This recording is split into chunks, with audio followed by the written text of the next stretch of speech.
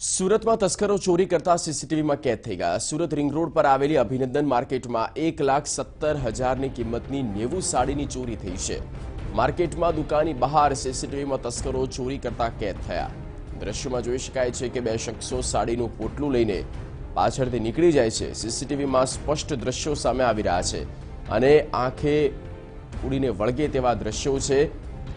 પોટલા બાંધીને તમામ જે આ તસ્કરો છે ત્યાંથી નીકળી રહ્યા છે। સીસીટીવી ફૂટેજમાં દેખાઈ રહ્યું છે।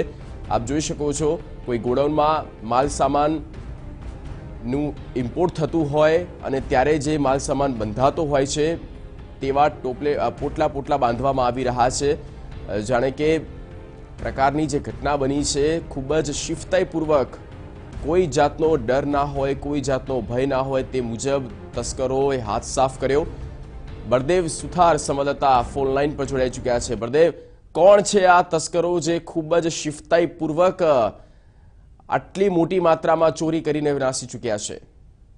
જગદીશ, જે રીતના સુરતના ટેક્સટાઇલ માર્કેટની અંદર એક પછી એક ચોરીના બનાવ બની રહ્યા છે અને ખાસ કરીને જો વાત કરવામાં આવે તો આર્કેટે જે રાધાકૃષ્ણ માર્કેટ છે તેમાં એક છેલ્લા અઠવાડિયાથી ઉબાળો ચાલી રહ્યો છે કે રજાના દિવસે જે ત્યાં મજૂરો અને જે વોચમેનો છે તે એક પછી એક જે પાર્સલોની ચોરી કરીને જે કરોડો રૂપિયાનો જે માલ ભેગો કર્યો હતો તેમાં અથવા વેપારીઓ ઘટસ્ફોટ કર્યો હતો। તેમાં સલાબતપુરા પોલીસે લાખો રૂપિયાનો મુદ્દામાલ અને કરોડો રૂપિયાનો મુદ્દામાલ કબજે કર્યો હતો અને ગુનો પણ નોંધવામાં આવ્યો હતો। તે બાબતે હાલમાં એક વધુ એક જે બનાવ સામે આવ્યો છે જેની અંદર જે ચોરીસમો છે એક સાચી રીતે આ જે પાર્સલોની એક ચોરી કરી અને જે જતા રહે છે। હાલમાં તો સલાબતપુરા પોલીસે સીસીટીવીના આધારે ગુનો નોંધીને તપાસ હાથ ધરી છે। જી ઠીક, બળદેવ, આભાર સમગ્ર માહિતી અને પૂરી અપડેટ